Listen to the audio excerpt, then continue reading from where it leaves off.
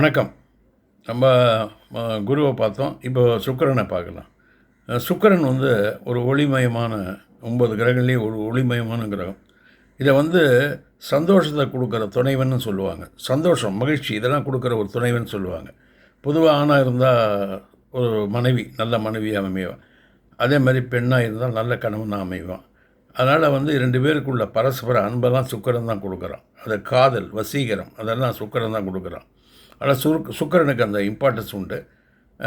இருக்கிற கிரகத்திலே ரொம்ப ஒளியுள்ள கிரகம் சுக்கிரன்னு சொல்லலாம். ஆனால் ஏர்லி மார்னிங் அதிகாலையில் பார்த்தீங்கன்னா சுக்கிரனை பார்க்கலாம், அதோட ஒளி பார்க்கலாம். சுக்கிரனை உங்களால் பார்க்க முடியும், நேக்கட் ஐலேயே பார்க்க முடியும்.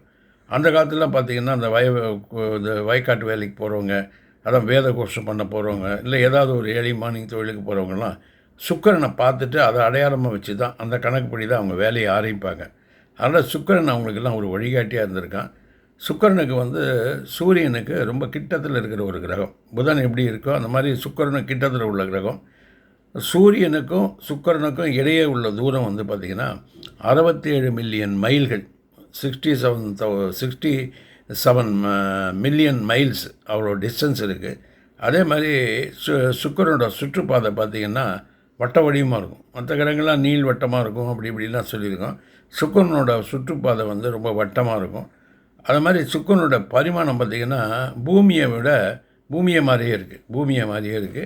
அதனால் பூமி மாதிரி தான் இருக்கும். அதோட விட்டம் கூட கிட்டத்தட்ட பூமி அளவுக்கு தான் இருக்குது சுக்கிரனோட விட்டமும். அதனால் சூரியனை வந்து சுக்கிரன் ஒரு முறை சுற்றி வரணும்னா 225 நாள் ஆகும், 225 டேஸ் ஆகும். சுக்கிரன் வந்து காதலுக்கும் கல்யாணத்துக்கும் அழகுக்கும் சுகத்துக்கும் அதிபதி. இதெல்லாம் அள்ளி கொடுக்குறவன். அதே மாதிரி சுக்கிரனை வந்து ஒரு பெண் கிரகம்னு சொல்லலாம். அதே மாதிரி ரிஷபம், துலாம் ராசி, 12 ராசியில் ரிஷபம், துலாம் இருக்குது. அதில் ரிஷபம், துலாம் ரெண்டையுமே ஆட்சி புரிபவர் வந்து சுக்கிரன் தான். இப்போ ஒரு மனுஷனோட வாழ்க்கையை எடுத்துக்கிட்டா சில சமயங்களில் சுக்கிரதசை வரலாம். அப்படி சுக்கிரதசை வந்தால் அவனுடைய ஆட்சி காலத்தை 20 வருஷம் ஆட்சி புரிகிறார். 9 கிரகத்தை விட சுக்கிரனோட ஆட்சி காலம் தான் அதிகம். அதே 20 வருஷம் ஆட்சி புரிகிறார். அதே மாதிரி 9 கிரகங்களை விட இவருக்கு தான் ஆட்சி காலம் அதிகம். அதே மாதிரி குருவும் சுக்கிரனும் பகைவர்கள்னு சொல்லுவாங்க. 2 பேரும் எனிமீஸ். உண்மைதானே? அந்த காலத்தில் குரு வந்து தேவர்கள் தான் குரு. அதே மாதிரி சுக்கிரன் வந்து அசுரர்கள்லாம் குரு அப்படிம்பாங்க. அது உண்மை தான், பகைமை இருக்குது, உண்மை தான். ஆனால் நீங்கள் ரொம்ப டீப்பாக போய் பார்த்தீங்கன்னா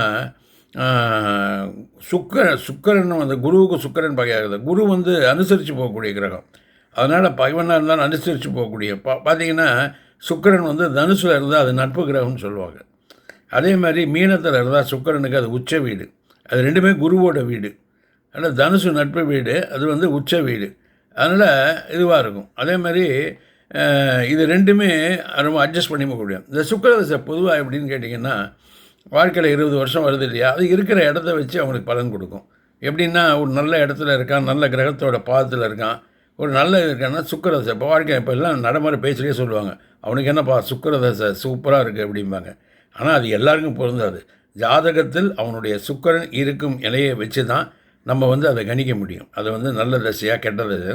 சுக்கிரன் உண்மையிலேயே அவருடைய பீரியடில் நல்லவனாக இருந்தால் அள்ளி கொடுப்பார், அதில் ஒன்றும் சந்தேகமும் கிடையாது. ஒரு வாழ்க்கையில் பெரிய இது பார்த்து கலை சம்மந்தப்பட்ட துறையெல்லாம் பார்த்தோன்னா சுக்கிரனோட ஆளுமை இருக்கும். இப்போ சினிமாவில் நடிக்கிறாங்க, சினிமாவில் இசையமைப்பாளர்கள் இருக்காங்க. அது மாதிரி சினிமாவில் மொத்தம் 23 கிராஃப்ட் இருக்குன்றாங்க. இந்த 23 கிராஃப்ட்லேயும் சுக்கிரன் சம்மந்தப்பட்டிருப்பார். இப்போ சுக்கிரன் புதன் நல்லா இருந்தால் நல்ல ரைட்டராக இருப்பான், நல்ல டைரக்டராக இருப்பான், இல்லைன்னா நல்ல லிரிக் ரைட்டராக இருப்பான். அது மாதிரி சுக்கிரனோட ஆட்சி நல்லா இருந்தது, உச்சமாக இருந்தது, நல்ல நடிகனாக இருப்பான். அது மாதிரி நல்ல நடிகையாக இருப்பாங்க. அந்த மாதிரி சுக்கிரனுக்கு கலை உலகில் ஒரு நல்ல இது உண்டு. அதே மாதிரி ஸ்போர்ட்ஸ்லேயும் சுக்கிரன் வந்து வெரி இம்பார்ட்டன்ட். அதே மாதிரி ஒருத்தன் ஸ்போர்ட்ஸில் ரொம்ப ப்ரில்லியண்ட்டாக இருக்கான் அப்படின்னா அதுக்கும் சுக்கிரன் தான் காரணம். அதனால் சுக்கிரன் வந்து ஜாதகத்தில் நல்லா இருக்குது. சப்போஸ் அவன் நல்லா இல்லைன்னா கூட அந்த 20 வருஷத்தில் அவனுக்கு வந்து சுகபோகங்களை அள்ளி கொடுப்பான்.